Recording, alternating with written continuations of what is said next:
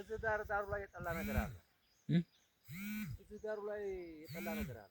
የምስቱ የሆነውን ነገር አላውቅም እንጂ እንትን ማሻአላህ ሆኗል። ይሄ ጤፍ ኧረ ማሻአላህ ማሻአላህ እንዴት ቅለለ እንደ ስርዓት ነው። እንዴት ያለ በቆሎ ሆኗል መሰለኝ።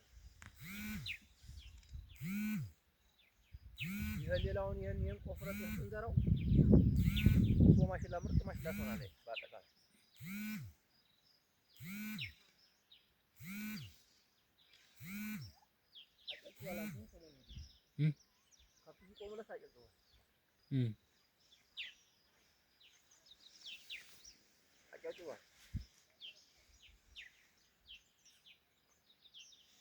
ማሻአላህ ለባልተቤቱ አድርገው ነው የሚባለው።